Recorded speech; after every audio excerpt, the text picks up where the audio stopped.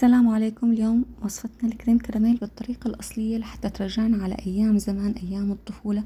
رح نعملها بطريقة بسيطة لنحصل على كريمة متماسكة من دون مسامات وناعمة وهشة ولذيذة.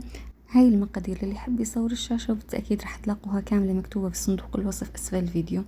نبدأ بتحضير الكراميل. حطينا السكر على نار هادية بطنجرة غير قابلة للالتصاق. راح أقلب على مهل لحتى يتكرمل معي السكر، واستمر بالتقليب لحتى يذوب السكر كامل، لحتى نوصل للون اللي بدنا اياه، وننتبه انه ما نحرق نفسنا وبنفس الوقت ما يحترق معانا السكر. مثل ما شايفين هذا اللون اللي احنا بدنا اياه. نفرغه بالقالب ونحاول نوزع الكراميل على كل القالب، وننتبه القالب رح يكون جدا ساخن. وبعد ما غلفنا القالب بالكراميل نتركه على جنب ونجهز الكريمة. بيعنتنا الحليب انا رح احط بالوعاء هذا بس لتر ونص، واخلي نصف لتر على جنب. خلاط راح نحط كل كمية المرق اللي مستخدمينها مع نصف لتر الحليب اللي رفعناه على جنب، وكل مقدار السكر.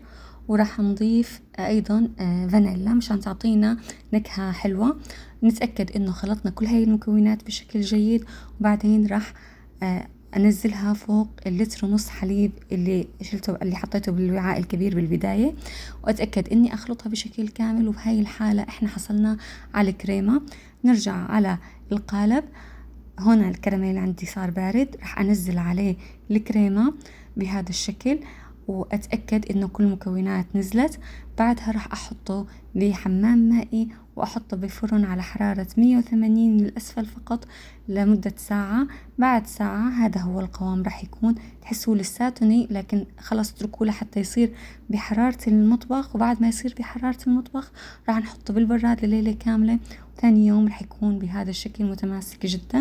راح نحرره من الأطراف بواسطة أي طرف ملعقة عندنا إياها.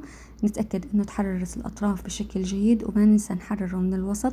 طبعا الكريمة المفروض إنه ما يتغير لونها من الأعلى، لكن أنا كان عندي الفرن شوي ساخن فغير لونها شوي، لكن ما أثر على الطعم. بعدها أنا حطيته، بعد ما حررت الأطراف حطيته على نار هادية جدا، وحركته بشكل متواصل لمدة بسيطة جدا. بس لما أحرك القالب راح تتحرك معي الكريمة، وأتأكد إنه فصلت عن القالب من تحت.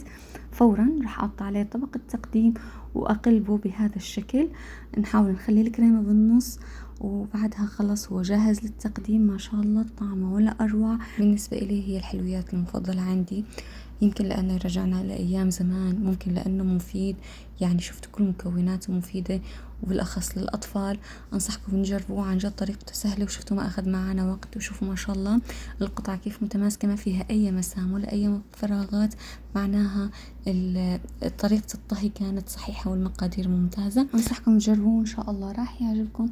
لا تنسوا الاشتراك بالقناة وتفعيل الجرس لحتى يصلكم كل جديد، ولا تنسوا اللايك والشير مع أصدقائكم وأحبابكم. وأهلا وسهلا فيكم جميعا.